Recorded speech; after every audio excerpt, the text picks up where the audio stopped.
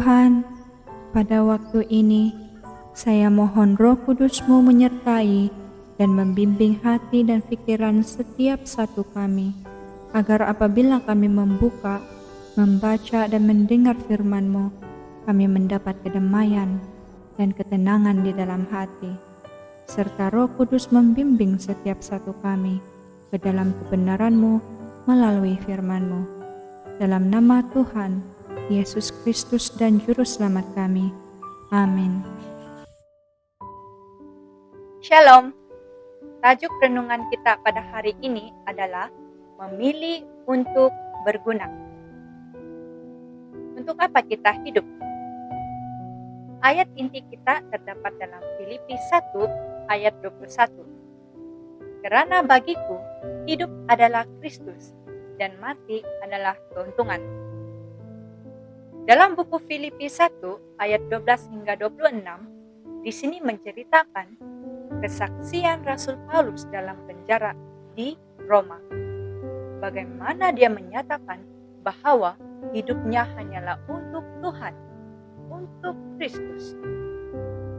Pada masa ini, Rasul Paulus menuliskan surat kepada jemaat di Filipi. Dan pada masa itu juga dia berada dalam penjara.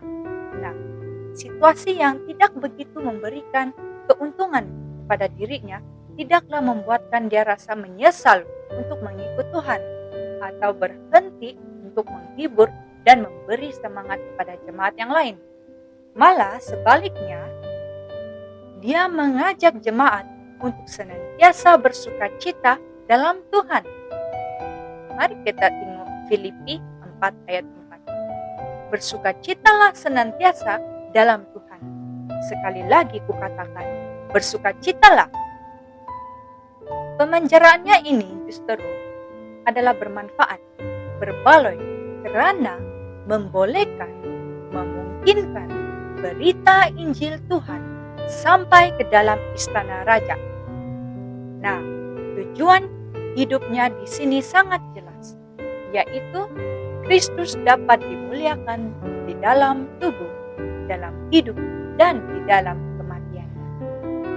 Paulus tidak terlalu memikirkan sampai bila dia harus hidup menderita di dalam dunia ini, atau bilakah dia akan menghembuskan nafas terakhir. Saudara dan saudari, bagaimanakah dengan kita? Apakah kita kecewa dengan kehidupan kita ini? Apakah yang kita perlu lakukan? Saudara dan saudari, kelemahan dan keterbatasan kita yang kita alami pada ketika ini janganlah membuatkan kita kehilangan makna hidup. Tuhan dapat dimuliakan walau dalam kelemahan tubuh atau ketidakberdayaan kita. Kiranya sisa hidup kita atau akhir hidup kita, biarlah kita terus memuliakan Tuhan.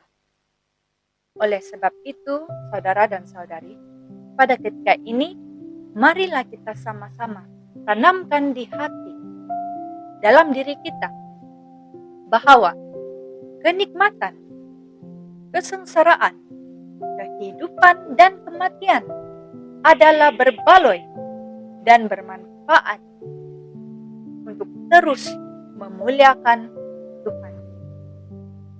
Terima kasih karena meluangkan masa untuk mendengarkan renungan ini, dan pada saat ini marilah kita berdoa bersama. Mari berdoa. Tuhan, terima kasih atas makanan rohani-Mu yang telah kami dengar sebentar tadi. Dan terima kasih juga Tuhan, karena Engkau mengajar dan mendorong kami untuk terus bersemangat melayani Engkau dimanapun kami berada. Terima kasih Tuhan, Engkau telah mendengar doa ini.